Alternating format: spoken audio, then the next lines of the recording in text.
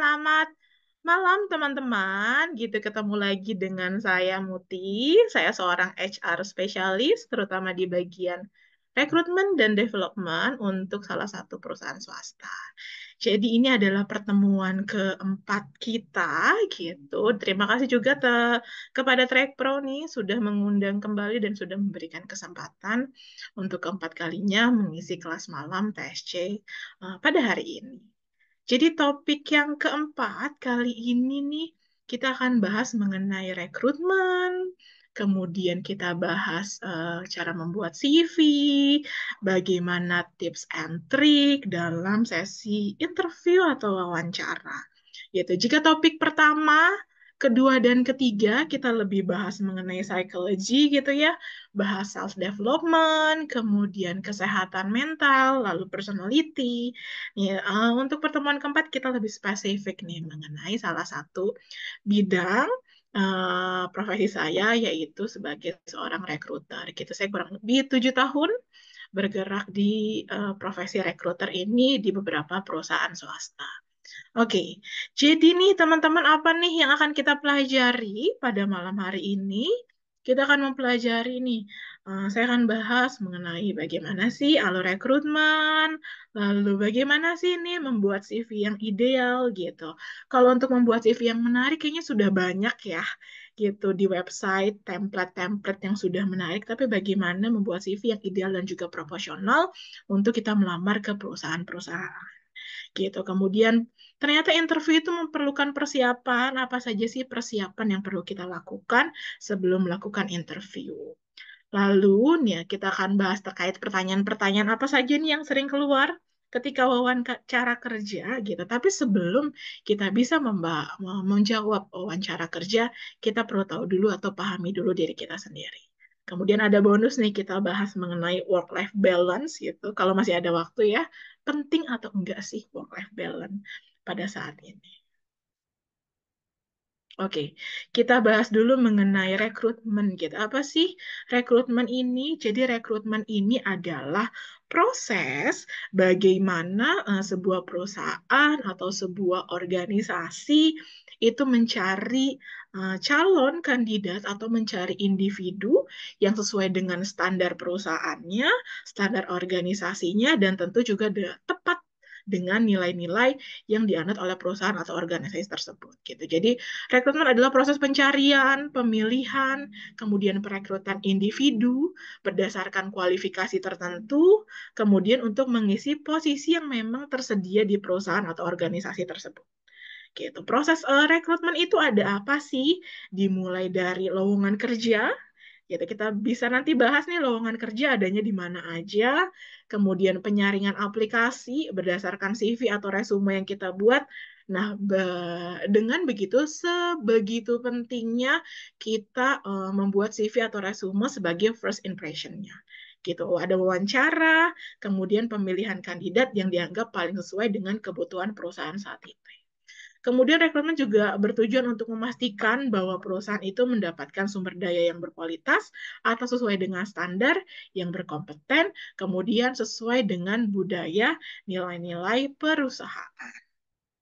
Nah, sumber-sumber broker ini dari mana aja sih gitu? Sekarang sudah banyak sekali sumber lowongan kerja gitu. Mungkin kalau dulu dari koran gitu ya gitu atau dari majalah gitu loker. Nah, kalau sekarang tuh udah banyak sekali sumber-sumber loker. Kita bisa menggunakan use job search engine gitu. Sudah banyak job ads ada di website seperti mungkin Jobstreet, kemudian Glean, Jobs ID, kemudian yang saat ini lagi sangat topnya itu ada LinkedIn gitu. Kemudian bisa dari company website-nya. Jadi memang perusahaan-perusahaan tertentu itu menaruh lowongan kerja atau membutuhkan posisi yang kosong itu dia simpan di website resminya. Gitu. Jadi memang ada kolom terkait rekrutmen perusahaan masing-masing. Bisa menggunakan sosial media sekarang di Instagram, kemudian bahkan di TikTok, di Twitter gitu atau X gitu sudah banyak sekali loker-loker yang tersebar di sana gitu. Melalui WhatsApp juga sudah ada, bahkan Telegram gitu. Kemudian networking, ini jalur pertemanan, biasanya WhatsApp Story atau Insta Story, itu banyak tuh loker-loker. Bisa juga dari sekarang ada nih online freelancing platform gitu, seperti job ads tapi khusus untuk freelancer itu ada gitu. Teman-teman bisa cari di websitenya. Kemudian professional association ini adalah bekerja sama misalkan dengan headhunter gitu, salah satunya mungkin Track Pro, sudah ada rekrutmen Track Pro itu sendiri. Seperti itu sumber-sumber lowongan kerja gitu. Kemudian alur rekrutmen itu ada apa aja? Alur rekrutmen itu yang pertama gitu, ada screening atau seleksi administrasi. Jadi segitu pentingnya kita membuat resume atau CV untuk dipilih di awal. Kemudian kalau sudah terpilih itu ada wawancara awal, kemudian ada TKD atau tes kemampuan dasar, ada psikotes juga gitu. Kemudian ada in-depth interview, ada tes technical ini spesifik untuk profesi atau posisi-posisi tertentu, kemudian ada background checking atau reference check. Gitu. Kita bahas nih apa fungsi masing-masing dari alurnya gitu. Yang pertama seleksi administrasi gitu. Teman-teman kalau ada yang mau bertanya boleh ditulis ya. Nanti ketika waktu sesinya nanti saya jawab gitu. Yang pertama itu adalah seleksi administrasi gitu. Jadi gimana nih CV-CV ini dikumpulin aplikasi dari kandidat itu kita seleksi kelengkapan dokumennya juga gitu. Apakah memenuhi syarat dengan kualifikasi yang kita butuhkan? Itu. Misalnya nih kita butuh seorang sales gitu atau seorang marketing gitu pengalamannya 1 tahun atau fresh graduate itu boleh gitu kita seleksi satu-satu berkasnya gitu. Jadi apa first impression dari resume atau CV itu menentukan apakah teman-teman akan lolos seleksi administrasi atau tidak. Jadi seleksi CV gitu. Kemudian ada wawancara awal. Jadi CV-CV atau resume yang sudah terpilih itu biasanya kita telepon, ditelepon atau kita video call untuk tanya terkait latar belakang melamar, kemudian motivasi melamar, gitu. Kemudian ekspektasi terhadap posisi tersebut, gitu. Jangan sampai nih, ketika teman-teman ditelepon rekruter, ditanya, uh, misalkan saya Muti dari Track Pro, ini benar nggak? Sedangkan saudari Citsa melamar sebagai posisi sales marketing. Oh, iya ya, saya lupa ya. Nah, teman-teman jangan menjawab kayak gitu. Jadi teman-teman harus tahu nih, melamar di job ads mana, itu harus tahu melamarnya di posisi apa. Karena beberapa kali berdasarkan pengalaman ada kandidat atau calon kandidat itu yang lupa dia ngelamar di perusahaan apa, posisinya apa. Kalau kayak gitu udah langsung tetot biasanya nggak dilanjutkan karena ternyata dia juga melamar mungkin iseng atau ternyata ya udah asal klik aja gitu. Itu biasanya dari recruiter langsung tetot gitu nggak terpilih. Jadi udah siap, udah tahu kita melamar di posisi apa di perusahaan apa. Gitu. Kemudian kalau udah lolos nih wawancara awal, biasanya dari admin, itu TKD atau psikotes gitu. Psikotes ini nggak saya bahas spesifik ya di sini. Jadi beberapa psikotes itu mungkin di sesi selanjutnya ada misalkan tes MBTI, DISC, Papik Kostik, gitu, Big Five, IST, dan sebagainya. Bu Muti, gimana sih tips and triknya gitu untuk psikotes supaya saya lulus psikotes? Psikotes itu, terutama tes kepribadian, tidak memerlukan persiapan apa-apa. Tidur yang cukup, makan yang cukup, gitu. Bahkan sekarang tesnya udah mudah ya, bisa online. Dulu kan onsite harus datang, isi kertas. Kalau sekarang tes psikotes bisa online. Gitu. Jadi isilah memang sejujur-jujurnya berdasarkan kepribadian kita. Karena psikotes itu menentukan apakah kita cocok di posisi itu atau tidak. Seperti itu. Jadi tidak memaksakan kalau memang kita tidak cocok di posisi tersebut berdasarkan kepribadian kita atau berdasarkan hasil psikotes, berarti memang tidak tepat atau kurang tepat di posisi tersebut gitu. Jadi kunci psikotes itu adalah isinya jujur gitu, tidur yang cukup, makan yang cukup gitu. Kalau onsite, kalau online ya isilah dengan sebenar-benarnya gitu. Karena walaupun kita mengisi psikotes nih misalkan dengan manipulasi itu tetap akan ketahuan ada error gitu. Kemudian in-depth interview nih, kalau biasanya lolos psikotes atau TKD, tes kemampuan dasar ini biasanya pengetahuan umum atau pengetahuan khusus dari posisi tertentu. gitu. Setelah lolos baru in-depth interview. In-depth interview ini itu biasanya melalui HR dan user. User di sini adalah atasan, bisa manajer, bisa supervisor, posisi yang dilamar. Gitu. Jadi ada wawancara yang lebih mendalam mengenai kompetensi, pengalaman, atau kepribadian dari kandidat. Nanti kita bahas deh pertanyaannya. Apa aja sih yang keluar biasanya dari sisi interview ini. Gitu. Biasanya setelah itu ada technical test. Technical test ini untuk posisi tertentu, misalkan desain grafis atau IT, itu biasanya ada tes teknikalnya untuk melihat seberapa bagus resultnya, hasilnya. Gitu. Jadi spesifik biasanya. Kemudian ada referensi cek, ini biasanya background check gitu. Jadi HR zaman sekarang atau headhunter zaman sekarang biasanya cek juga media sosial kita gitu. Biasanya cek Instagramnya, gitu. Apakah ada TikToknya, ada Twitternya, biasanya dicek.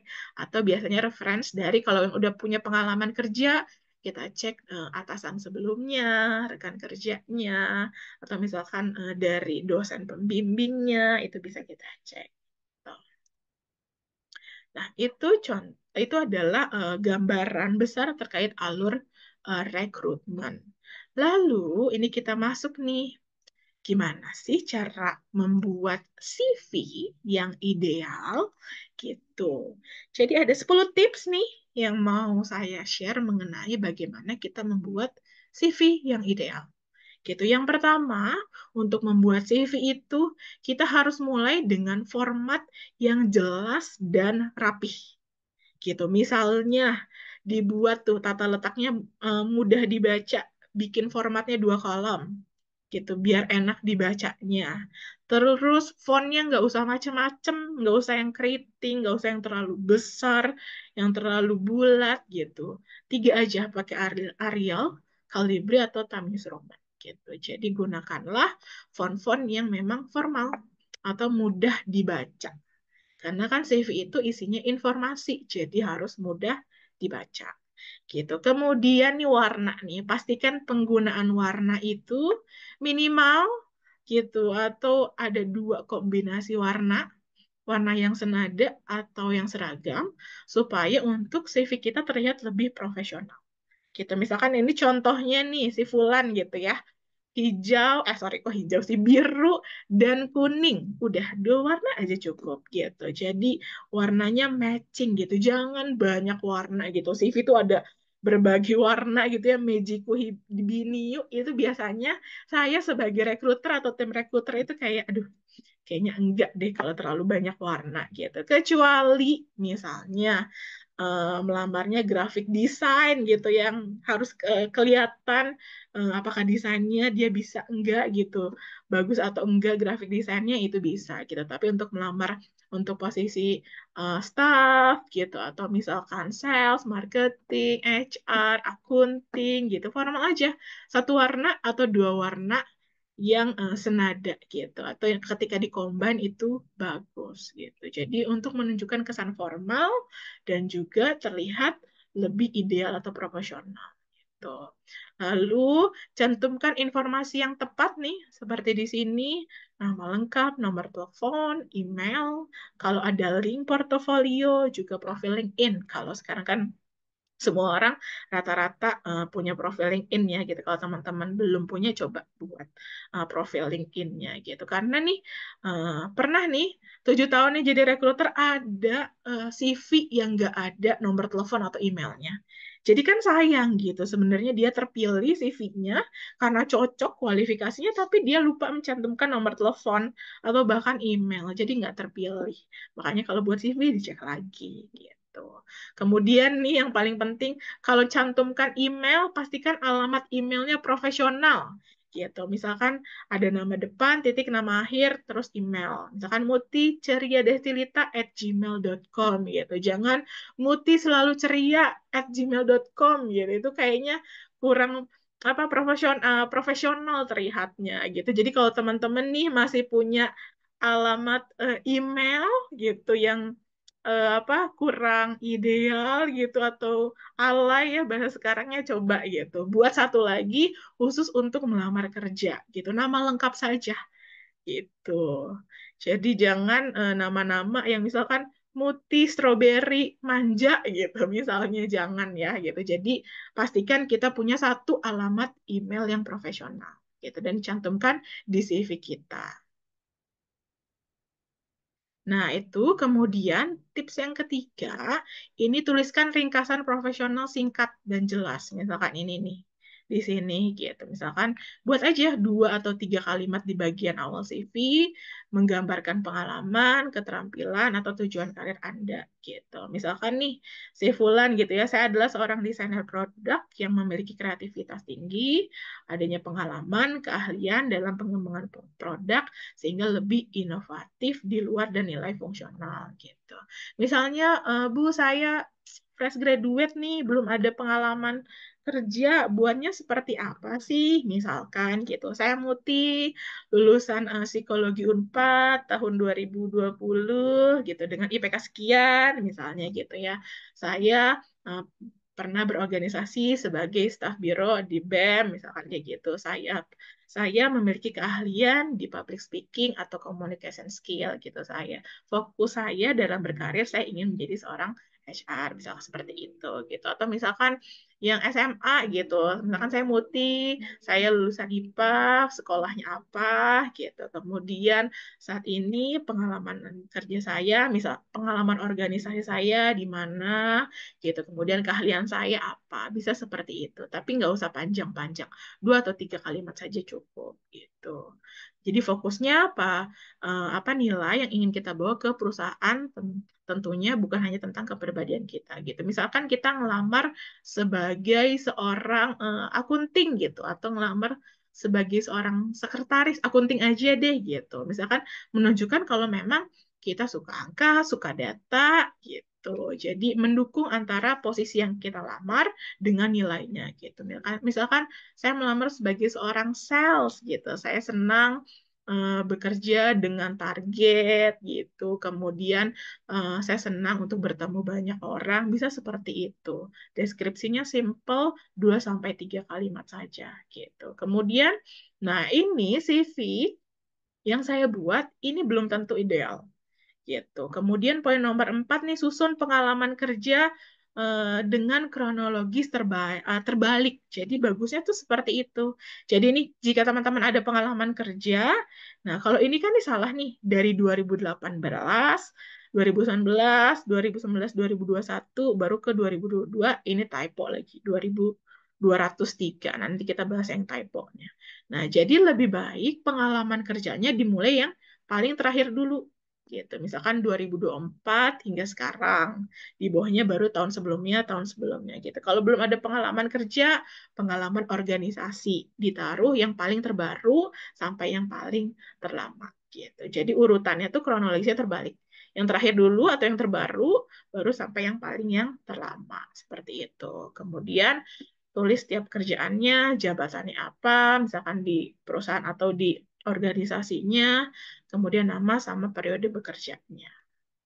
Gitu. Kemudian sertakan nih keterampilan yang relevannya, tulis hard skill-nya ataupun soft skill-nya yang relevan untuk posisi yang dilamar gitu. Misalkan ini nih dia melamarnya di bagian desain produk gitu ya. Jadi di sini tulis kemampuannya desain grafis, fotografi, kemudian menyunting atau menulis naskah. Jadi relevan dengan posisi yang dia lamar gitu. Kemudian misalkan nih melamarnya HR gitu. Di sini tulis communication skill gitu. Kemudian misalkan melamarnya sales marketing, berarti di sini kemampuannya yang relevan itu adalah misalnya negotiation skill, bisa seperti itu, communication skill, seperti itu. Jadi kemampuannya yang relevan dengan posisi yang kita lamar. Gitu. Itu akan menjadi nilai plus.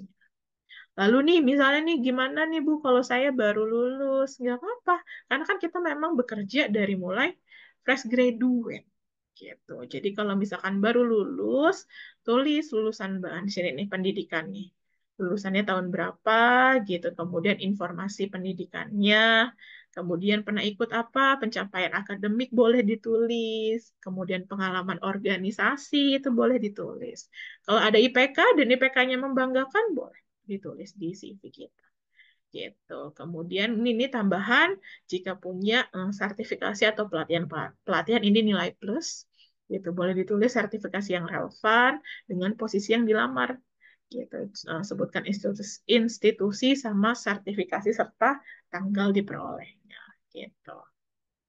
Kemudian CV kalau dari recruiter gitu ya, kalau dari saya tuh satu halaman itu tuh cukup gitu. Atau maksimal kalau memang kita pengalaman kerjanya banyak, itu maksimal 2 halaman. CV yang ideal itu 1 atau 2 halaman. Itu cukup. Jadi jangan sampai banyak atau berlembar-lembar gitu. Karena CV itu sebenarnya representatif apa kita yang kita lihatnya kan diseleksinya dengan cepat ya. Kalau sampai 5 atau 6 halaman itu tidak efektif gitu. Jadi CV itu maksimal 1. Saya lebih suka CV itu 1 halaman gitu. Atau maksimal kalau memang nggak cukup maksimal 2 halaman gitu. Kemudian karena CV itu tuh benar-benar informasinya yang penting aja gitu, yang relevan aja dengan posisi yang kita lamar gitu. Jangan terlalu banyak hal yang dimasukkan yang memang nggak mendukung kita terhadap posisi yang kita lamar gitu. Kemudian periksa kembali tata bahasa dan typo gitu. Jangan sampai ada yang typo. Nah, biasanya nih saya kalau ketika seleksi berkas terus ada yang typo udah nggak dipilih gitu. Jadi ada typo sedikit pun gitu ya, ada kata terbalik atau misalkan kayak gini nih, angkanya tidak tertulis, biasanya nggak dipilih. Kenapa? Karena CV itu kita buat, kita siapkan, biasanya dicek ulang ya. Kalau masih ada typo, berarti kita nggak mengecek ulang atau nggak mempersiapkan dengan sungguh-sungguh. Gitu. Karena membuat CV itu kita punya banyak waktu sekali untuk membuat CV atau resume. Jadi typo tuh menurut saya hal yang sangat fatal gitu. Jadi usahakan tidak ada typo atau kesalahan tata bahasa. Kita kemudian boleh nih plusnya gitu tambahkan hobi atau minat yang relevan. Tuh, misalkan nih ini kan melamarnya desain produk, dia hobinya fotografi. Boleh dimasukkan. Nah, ini tips foto di CV gitu ya. Ini yang seperti ini, ada yang seperti ini. Gitu. Jadi, ini banyak sekali ya. Mungkin 7 tahun saya udah lebih ribuan CV yang saya lihat gitu. Saya paling suka CV itu proporsional untuk fotonya gitu. Atau pas foto itu cukup gitu dengan background biru, merah atau putih gitu. Kemudian penampilannya rapi gitu menggunakan blazer atau hanya kemeja atau jas gitu. Kemudian jika yang dihijab kerudungnya rapi gitu ya. Untuk laki-laki rambutnya rapi, perempuan digerai atau dikuncir yang penting rapi, menghadap depan, udah itu cukup seperti itu gitu. Jangan dan dari dada ke atas saja gitu ya untuk pas foto itu sudah cukup untuk ditaruh di resume atau CV kita gitu. Kalau satu badan gitu ya bergaya kelihatan tangannya gitu tangannya kayak gini atau kayak gini gitu ya disilangkan atau ditolak pinggang gitu saya menurut rekruter itu kurang ideal seperti itu. Jadi yang apa pas foto yang cukup dengan pose yang netral gitu. Misalkan contohnya seperti ini nih gitu ya. Yang kiri ini kita lihat yaitu kurang ideal menurut recruiter. Kenapa? Karena pakai kaos gitu. Misalkan kalau foto di pas foto di CV atau resume itu tidak menggunakan kaos. Atau yang kanan nih terlalu banyak gaya sehingga malah backgroundnya terlalu rame sehingga apa atensinya nggak ke orangnya gitu, tapi ke background di belakangnya gitu. Kecuali gitu teman-teman melamar di uh, agensi gitu ya artis gitu atau KOL itu boleh karena kan semenarik mungkin tapi jika melamar ke perusahaan uh, apa perusahaan ke PT ke CV gitu usahakan gunakan saja pas foto gitu latar putih gitu ya dengan baju yang netral warna netral gitu dengan kerudung yang rapih rambut yang rapih itu cukup gitu. Jadi nggak terlihat bajunya pakai kaos atau warna-warni gitu. Kalau melamar ke PT atau CV, usahakan fotonya pas foto saja cukup. Gitu. Ini contoh CV-nya, misalnya nih ya terlalu banyak warna nih, kecuali ngelamarnya graphic design gitu yang harus kelihatan skill mendesainnya gitu. Kalau ngelamarnya ke PT, jadi seorang admin, jadi seorang akunting, gitu, seorang staff, atau sales marketing, gitu, IT, gitu.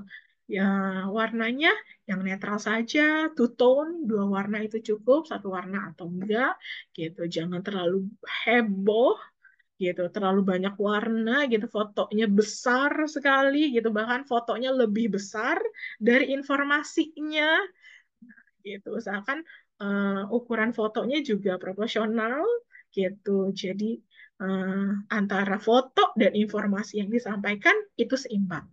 Gitu. Jangan fotonya terlalu besar, lebih besar dari informasinya. Nah, ini contoh CV-nya.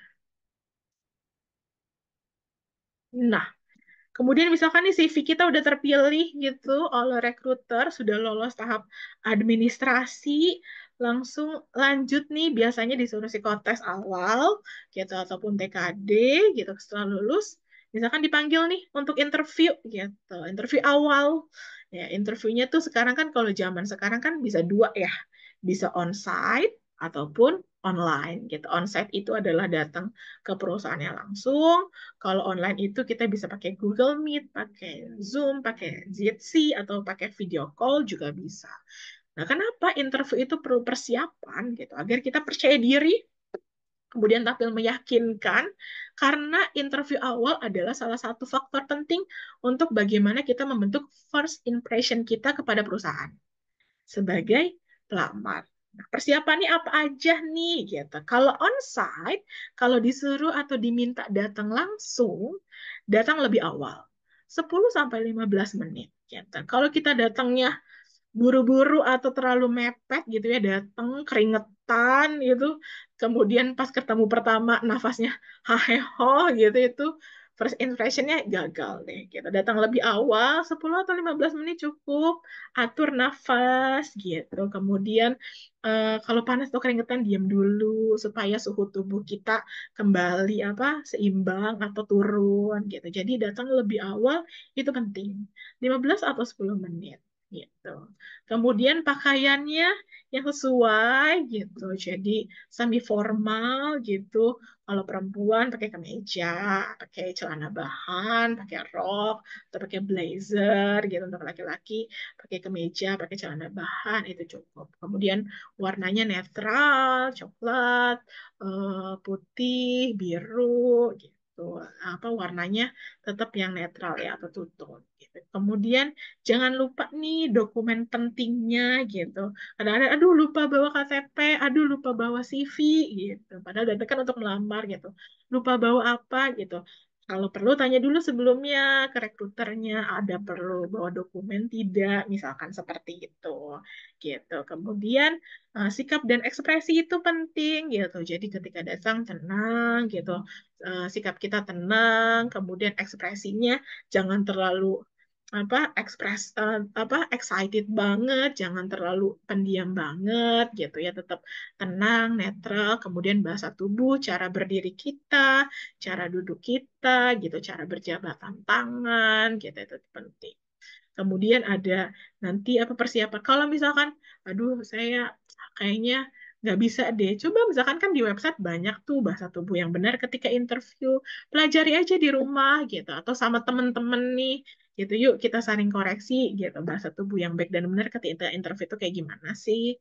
Kemudian komunikasi dua arah gitu. Belajar komunikasi dengan interviewernya gitu kan. Biasanya ketemu sama rekruter atau interviewernya gitu. Kemudian nanti jawabnya menggunakan metode STAR. Nah, kita bahas nanti metode STAR itu apa. Kemudian kalau udah beres, nanti follow up dengan positif gitu. Tanya apakah saya lanjut atau tidak. Biasanya kan interviewernya bilang, nunggu 2 minggu sampai 1 bulan. Kalau tidak dihubungi berarti tidak lolos.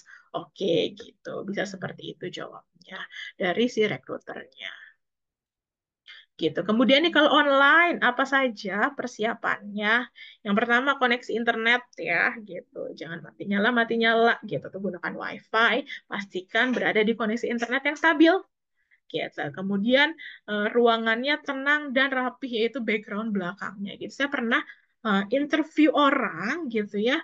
Ternyata di dapur gitu ya, ternyata ibunya lagi masak, ya itu sangat mengganggu sekali gitu bagi kita yang sedang menginterview. Jadi ketika diundang interview online nih gitu teman-teman, pastikan di ruangan yang memang proper gitu, atau tenang minimal gitu, atau belakangnya rapih, atau kalau aduh kayaknya berantakan deh, udah pakai background, bisa seperti itu. Kemudian persiapkan perangkat kita gitu, misalkan headset kah gitu, TWS, handphonenya sudah siap atau belum. Kemudian yang paling penting, cek platform atau link yang dikirim oleh recruiter atau interviewer gitu.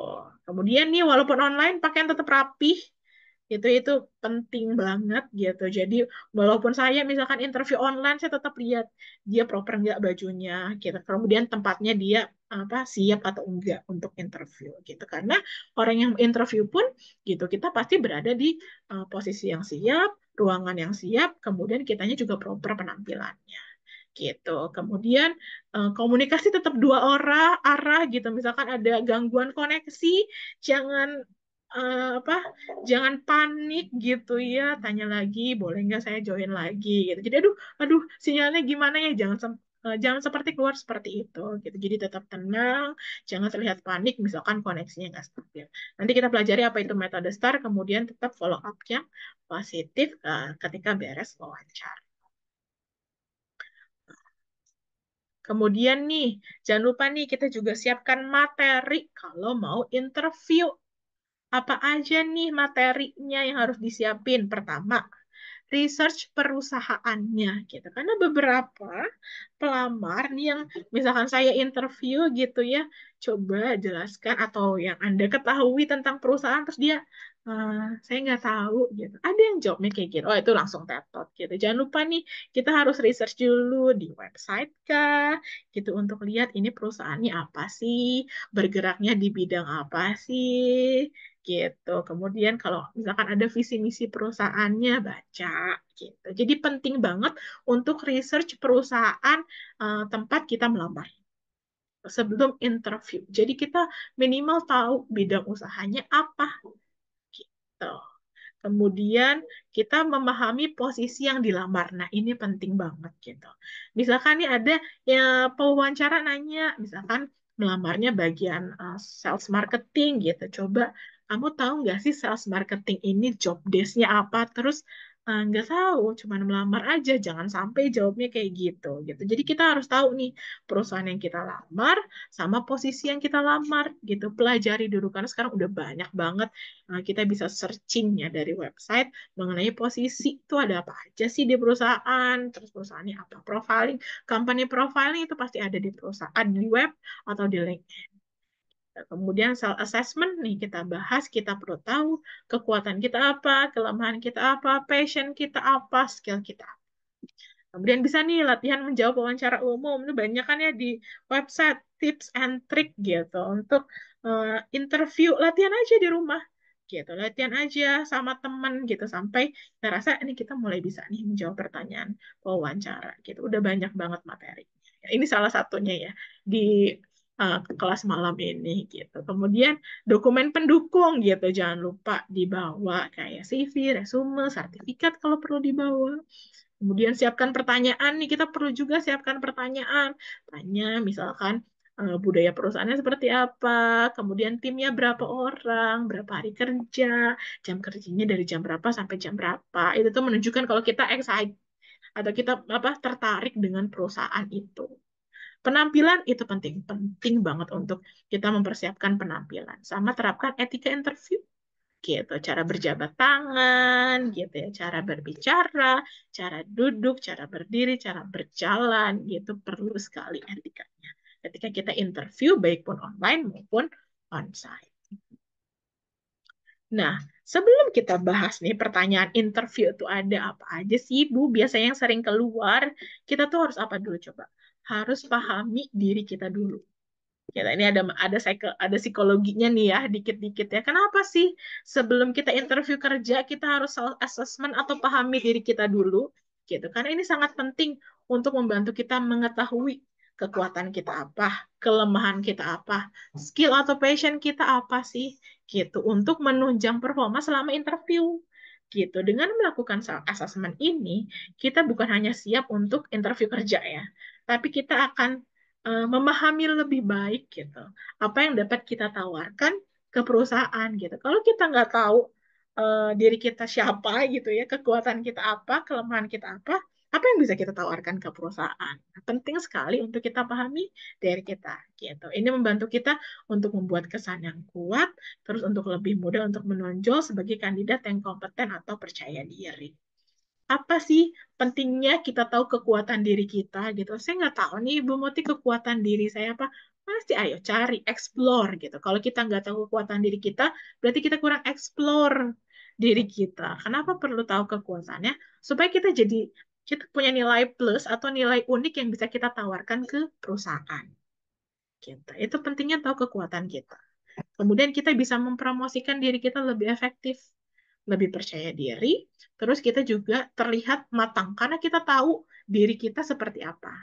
Kita tahu kesadaran diri kita sesuai dengan posisi yang kita lamar gitu. Misalkan saya melamarnya sebagai seorang MC gitu. Karena saya bagus dalam public speaking gitu. Tapi jangan sampai nih misalkan kita melamar sebagai sales marketing gitu. Tapi saya kayaknya belum kuat deh di kemampuan bicara atau communication skill-nya. Itu perlu kita latih gitu. Kita mau kerja di mana, terus kalau kerja di posisi itu, skill yang harus kita asah apa sih? Gitu. Jadi itu penting kita mencari kekuatan diri kita. Nah, kemudian kelemahan, ternyata kita juga harus tahu kelemahan diri kita apa. Kenapa? Kalau kita tahu dengan kelemahan diri kita memiliki kesadaran diri dan terbuka untuk berkembang. Kita juga menunjukkan kalau kita eh, memiliki sifat kejujuran dan matang karena matang kita mengenal diri kita seperti apa. Kemudian kita juga bisa mengelola diri kita sama menyusun strategi realistis untuk apa? Untuk mengelola bagaimana kelemahan kita itu bisa menjadi sebuah potensi gitu. Jadi perlu nih teman-teman tahu kekuatan atau kelemahan minimal satu poin gitu. Kayaknya susah deh Bu. Coba cari dari sekarang. Yang teman-teman rasa itu kekuatan dan kelemahan. Nah, gitu. Kemudian skill gitu. Kita juga perlu tahu skill kita nih apa nih. Gitu. Kayaknya saya belum punya skill. Nah, asah dari sekarang skillnya. Mau apa yang diasah? Communication skill kah? Leadership skill kah? Kemudian negotiation skill. Wah, skill tuh banyak sekali. Gitu. Manajemen skill gitu. Apa ya yang paling saya tertarik? Itu untuk soft skill ya. Gitu. Kalau hard skillnya itu bisa apapun itu. Gitu. Ini kita untuk menunjukkan kompetensi serta nilai tambah juga. Kemudian memperkuat kesesuaian posisi yang kita lamar. Lalu menjelaskan pengalaman dengan bukti konkret serta adanya penguasaan diri. Kemudian lebih dalam dari skill ada apa? Ada passion gitu. Jadi kalau udah passion itu udah lebih dalam ya, udah dedikasi, antusiasme gitu, kesan yang berkesan, sisi pribadi yang otentik kalau sudah kita ngomongin passion gitu udah potensi kepuasan dan retensi kerja kalau kita udah ngomongin tentang passion gitu. Nah, ini kita pelajari nih metode STAR gitu. Apa saja nih? Apa sih Bu Moti gitu metode STAR ini? Jadi, ketika interview gitu, kita bisa jawab menggunakan metode STAR. Apa itu metode STAR? Jadi metode STAR ini adalah teknik menjawab pertanyaan wawancara gitu yang memungkinkan kita memberikan jawaban yang jelas, terstruktur dan fokus pada hasil. STAR itu adalah singkatan. Singkatan dari situation, task, action sama result gitu. Situation itu adalah kita harus jelaskan situasi spesifik atau konteks dari pengalaman yang ingin kita ceritakan gitu. Kemudian task itu atau tugas, kita jelaskan tugas atau tanggung jawab yang kita hadapi dalam situasi tersebut. Lalu ada action. Action itu adalah ceritakan langkah-langkah atau tindakan spesifik yang Anda ambil untuk menyelesaikan tugas tersebut. Kemudian ada result. Result ini adalah bagaimana kita menjelaskan hasil atau pencapaian dari tindakan. Gitu. Misalkan gini deh, biar tergambar ya. Misalkan pewawancara tuh suka nanya kayak gini gitu kayak. Coba dong ceritakan pengalaman Anda saat menghadapi masalah dalam tim gitu. Dan bagaimana Anda menangani ini? Kadang-kadang nggak nanya gitu. Kadang-kadang cuman nanya gimana sih pengalaman Anda menghadapi masalah dalam tim. Misalnya kalau misalkan jawabannya bingung gitu ya kayak ada pewawancara ada yang ketika diwawancara jawabnya ya misalkan nih tim kita nggak kerja sama ya udah kerjaannya terbengkalai Bu gitu. Nah, itu kurang tepat kalau jawabannya kayak gitu. Nah, coba kita mulai gunakan metode STAR. Misalnya ditanya, gimana sih pengalaman Anda dalam menghadapi masalah dalam tim dan bagaimana Anda menanganinya gitu. Oh, misalnya gini Bu, gitu. Ada situasinya dulu nih kita jelasin gitu. Situasinya kita jelasin. Iya Bu, di tempat saya atau di kantor saya yang lama, gitu kita tuh ada project, tapi beberapa orang itu sering gak hadir. Tuh, jadi pekerjaan project ini tuh tertunda. Nah, itu situasinya yang kita jelasin. Nah, yang pertama gitu. Jadi situasinya. Kemudian baru tugasnya. Nah, situasinya kan dia ada project kerja nih sama timnya, tapi beberapa orang sering gak hadir gitu. Jadi pekerjaannya tertunda. Itu situasinya. Tugasnya, nah saya sebagai anggota dalam project itu, saya kan tetap harus nih project ini berjalan dengan lancar. Berarti kan tugas dia itu tetap nih, si tim ini harus tetap berjalan tugasnya dengan lancar. Itu tugasnya gitu. Kemudian actionnya adalah, nah, kemudian, nah, dia kan tahu situasinya orangnya sering nggak pada datang nih, tapi tugasnya kerjaannya tetap harus beres. Nah, tindakannya, actionnya, ya udah. Nah, action ini adalah titik paling penting kita dalam menjawab. Ini adalah kuncinya itu adalah di action. Nah, kenapa? Karena situasinya apa, tugasnya apa, actionnya misalnya nih, oh gitu, karena sering nggak ada yang nggak hadir, akhirnya kita buat aja pertemuan singkat, misalkan tiap pagi sedikit, misalkan 15 menit atau 20 menit, yang penting semuanya bisa datang nih kita. Kemudian baru kita atur ulang jadwal pengerjaannya. Atau misalkan tetap ada yang nggak hadir, ya udah yang nggak hadir ini tugasnya apa, kita bagi rata ke teman-teman yang hadir saat itu. Action itu adalah problem solving atau problem solver yang biasanya kita dicek nih kemampuan kita memecahkan masalah itu adalah bisa atau tidak gitu. Resultnya hasilnya baru hasilnya. Nah dengan gitu akhirnya teman-teman atau tim project saya tetap bisa bekerja dengan baik. Jadi proyeknya apa, selesai dengan tepat waktu. Nah, itu menjawab dengan cara start. Atau misalnya lagi nih ada interview wawancara nanya gitu. Eh, Misalnya nih kamu bermasalah dengan rekan kerja gitu, tapi tetap harus kerja sama. Itu gimana? Gitu. Misalkan ada interviewer nanya kayak gitu ya. Kamu nih kerja di tempat kami, tapi nggak cocok sama rekan kerjanya atau nggak cocok sama bosnya. Terus kamu harus bagaimana menangani? Kita jabarkan dulu situasinya. Iya Bu, misalkan nih saya sudah bekerja di tempat Ibu gitu, kemudian saya nggak cocok secara kepribadiannya dengan rekan kerja saya. Gitu. Itu situasinya ya. Dia bekerja, kemudian dia nggak cocok sama rekan kerjanya. Nah, kemudian dia jelasin, tapi kan Bu, saya tetap harus bekerja. Gitu. Saya tetap harus menunjukkan profesionalitas kerja. Nah, itu T-nya, teksnya. Actionnya, kuncinya. Nah, saya tetap, karena saya tidak cocoknya hanya dalam kepribadian, jadi saya berkomunikasi dengan rekan kerja saya hanya dalam konteks pekerjaan, tapi tidak dalam hubungan personal, karena memang kepribadian kita tidak cocok. Itu tindakannya. Resultnya, hasilnya, jadi saya tetap bisa bekerja secara profesional. Nah, itu jawaban STAR gitu. Jadi memang kita perlu latihan ya untuk menjawab secara STAR. Kenapa penting menjawab secara STAR ini? Agar pewawancara melihat kalau kita bisa menganalisis situasinya, tapi kita tetap tahu kita punya kewajiban dan bagaimana kita menyelesaikan masalah itu gitu. Dan hasilnya oke atau tidak gitu. Jadi memang menjawab secara STAR ini efektif ketika kita interview gitu. Kemudian nih pertanyaan apa aja nih yang sering ditanyakan gitu ya. Biasanya nih yang sering pertanyaan-pertanyaan yang sering ditanyakan gitu ya. ceritakan tentang diri Anda. Biasanya itu di awal. Nah, kalau saya biasanya membuka interview gitu, coba kita mulai interview pada sore hari ini gitu. Jadi hari ini misalkan Saudari Bunga akan interview dengan saya untuk posisi sales marketing gitu. Tapi sebelum dimulai, coba ceritakan diri Anda. Nah, kita mulai dengan cerita diri kita. Terima kasih. Saya akan mulai prolog tentang menceritakan diri saya. Perkenalkan, nama saya.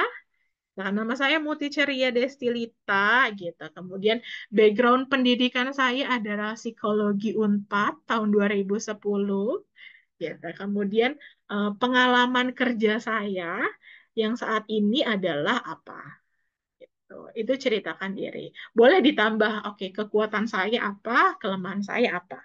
Boleh. Atau misalkan bukan, saya baru lulus nih Bu, gitu, nggak ada pengalaman kerja, boleh. Misalkan nama saya Muti Ceria Desilita, saya sekolah di SMA 5 gitu loh, jurusan IPA dan lulus tahun 2024 gitu. Pengalaman organisasi saya bisa jelaskan, saya pernah ikut organisasi saya di mana gitu. Kalau misalkan saya baru lulus nih Bu, nggak ada pengalaman organisasi gitu. Boleh misalkan nih, saya mau Ceria Destilita, lulusan psikologi Unpad gitu. Saya paling menyukai mata kuliah psikologi industri dan organisasional. Bisa seperti itu gitu. Saya paling suka misalkan melamarnya sebagai seorang sales atau marketing ya. Saya menyukai bidang pekerjaan yang menuntut target, misalkan. Atau saya senang bekerja di bidang yang bertemu dengan banyak orang. Bisa seperti itu. Kemudian ini ceritakan tentang situasi yang sulit yang pernah Anda hadapi di pekerjaan sebelumnya dan bagaimana Anda mengatasinya. Ini bisa dijawab dengan metode STAR tadi. Gitu. Kemudian pertanyaan yang sering keluar lagi gitu ya, mengapa sih Anda ingin bekerja di perusahaan ini? Jangan, teman-teman, jangan sampai jawab, ya, ya saya lamar aja, Bu. Gitu. Ya, saya iseng aja. Jangan sampai gitu. Itu langsung tetot gitu. Jadi, kenapa biasanya pewawancara nanya kayak gini ya? Mengapa Anda ingin bekerja di perusahaan ini? Gitu. Jadi, pewawancara ingin tahu seberapa jauhkah kita tahu informasi tentang perusahaan yang dilamar. Gitu. Sama posisi biasanya. Apa yang membuat Anda cocok untuk posisi ini? Jadi benar-benar teman-teman harus riset perusahaannya apa, kemudian posisinya apa.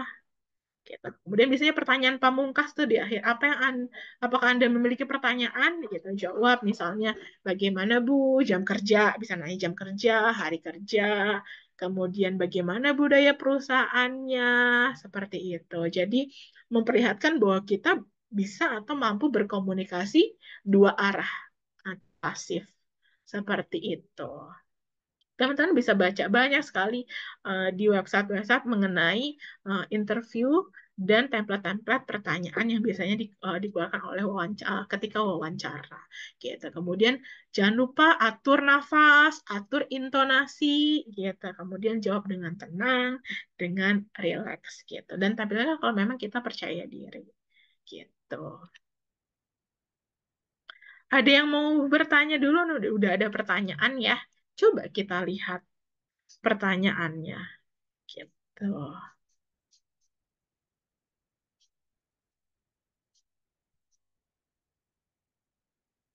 Oh nih, ada yang bertanya nih ya dari Angel Mindo gitu. Apa saja jenis pertanyaan yang biasanya diajukan untuk mengevaluasi soft skill? Nah, soft skill itu kan banyak ya. Salah satunya misalkan problem solving atau misalkan communication skill deh gitu yang banyak gitu ya.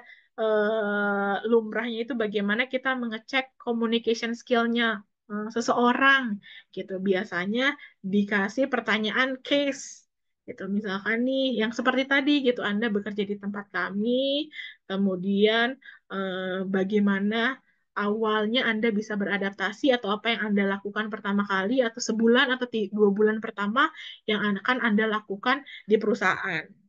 Tuh. Bisa seperti itu pertanyaan. Itu nanti ngaruh ke communication skill, kemudian adaptation gitu, bagaimana cara beradaptasi, biasanya seperti itu. Kemudian, oke. Untuk Citsa, ini boleh langsung pertanyaan ya, Boleh, Kak? karena waktunya sudah mepet ya. Boleh, boleh, boleh. Mau Cita saja yang milih atau saya? Boleh, kamu Ti yang pilih. Oke, saya aja ya. Oh, nih FGD, bener banget. Kadang-kadang ketika ya kita rekrutmen itu ada tahap FGD ini. Dari Sudirman, terima kasih Pak Sudirman gitu. Penilaian FGD atau Focus Group Discussion gitu. Penilaiannya seperti apa? Dan tolong berikan tips agar bisa lolos dari FGD. Terus apakah mesti vokal berbicara di grup FGD dan lebih aktif daripada teman grup lain? Nah, kalau FGD ini penilaiannya cukup kompleks untuk melihat beberapa skill atau kemampuan. Jadi, misalnya nih, di sebuah perusahaan, kalian udah tahap sampai FGD. Nah, perusahaan itu biasanya dia punya indikatornya. Misalkan dia harus punya jiwa leadership, nah, atau dia bisa tahap negotiation skill, gitu. Atau dia punya communication skill yang bagus. Nah, itu bisa dilihat di FGD. Karena FGD itu bisa melihat dinamika sebuah kelompok dalam berkomunikasi. Jadi yang lebih vokal ngomong, itu belum tentu lolos di FGD. Tergantung posisinya gitu. Yang dilamarnya apa. Jadi terkadang FGD ada orang yang vokal banget malah nggak dipilih gitu. Yang dipilihnya malah yang terlihat dia bisa menunjukkan skill problem solving gitu. Jadi yang terlalu vokal berbicara di FGD belum tentu diterima karena mungkin yang dicari di posisi tersebut bukan yang public speakingnya bagus gitu, tapi mungkin yang dicari yang problem solvingnya bagus gitu atau yang negosiatornya bagus gitu. Jadi untuk FGD itu kompleks sebenarnya. Kita harus membaca posisi yang kita lamar apa, kemudian nilai-nilai apa nih? Nilai-nilai perusahaan biasanya juga kita analisis. Itu bisa apa berguna ketika kita tes FGD. Kemudian ini ada Faisal gitu. Terima kasih Faisal. Ada yang bertanya, bagaimana cara meninggalkan kesan pertama yang baik di hadapan rekruter pada 30 detik pertama? Seberapa besar pengaruh bahasa tubuh dan intonasi suara dalam membangun kesan yang meyakinkan selama interview? Sangat berpengaruh atau besarnya seberapa besar? 30-40% kalau saya bisa bilang. Gitu. Kenapa? Eh, First impression itu penting banget ketika kita interview gitu. Jadi benar-benar makanya tadi saya share terkait persiapan interview, penampilan kita, kemudian vokal kita, bagaimana cara kita berbicara, bahasa tubuh kita terlalu bungkuk gitu ya, atau posisinya duduknya tegak, intonasi bicara itu penting selama interview. Benar. Faisal itu sangat penting sekali gitu. Terus saya susah nih Bu gitu melatih intonasi atau bagaimana bahasa tubuhnya latihan gitu. Semua akan terbiasa atau bisa ketika kita latihan. Latihan sendiri dulu kalau malu gitu. Kalau bisa sama teman saling feedback bagus atau kurangnya di mana gitu. Jadi penting sekali mempelajari bahasa tubuh, intonasi dalam bicara. Gitu.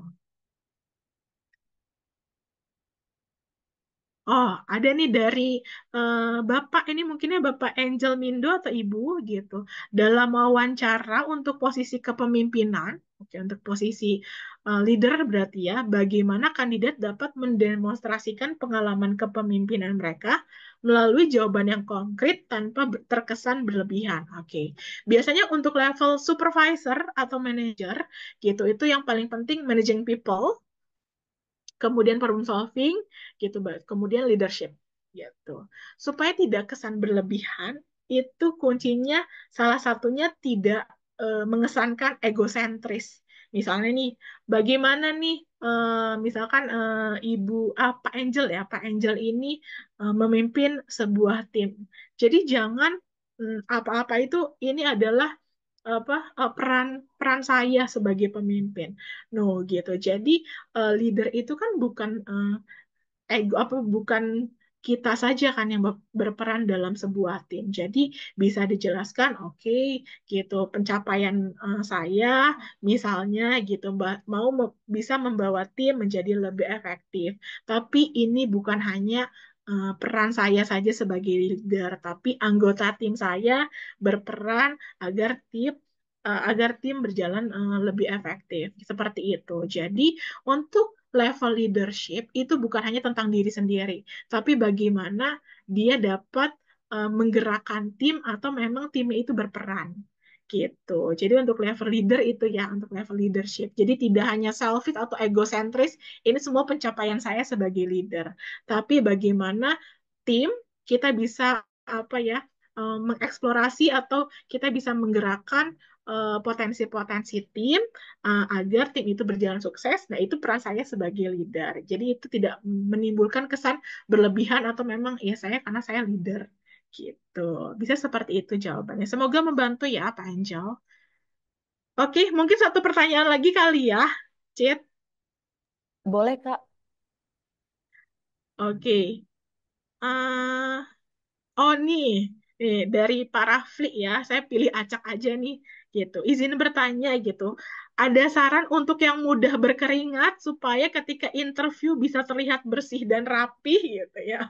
Misalnya interview nih nah itu salah satunya datangnya jangan buru-buru gitu. Karena orang yang mudah berkeringat kalau datangnya buru-buru itu pasti keringatnya banjir sekali. Datangnya lebih awal, 15 atau 20 menit gitu. Kemudian biasanya orang yang berkeringat itu karena nervous atau gugup gitu. Biasanya tangannya nih berkeringat gitu ya atau di sininya berkeringat. Jadi terlihatnya kan kalau yang nggak pakai hijab gitu kan lepek ya rambutnya gitu. Gimana sih gitu.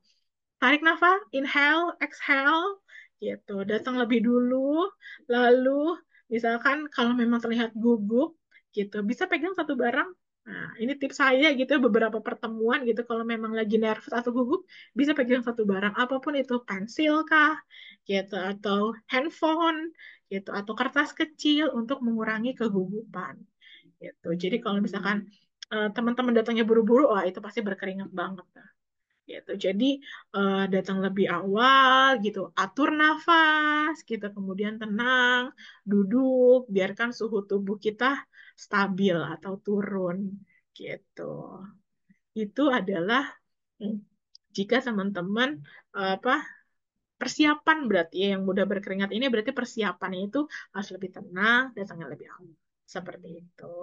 Bisa lagi nggak, Cip, pertanyaannya? Atau cukup? Kayaknya dicukupkan aja deh, Kak. Oke, oke. Terima kasih nih rekan-rekan. Gitu, semoga membantu. Kayak 1 jam kurang cukup ya kita bahas mengenai rekrutmen. Gitu, semoga nanti saya selanjutnya ada lagi. Gitu. Terima kasih. Selamat Oke, malam. Saya kembalikan lagi ke Citsa.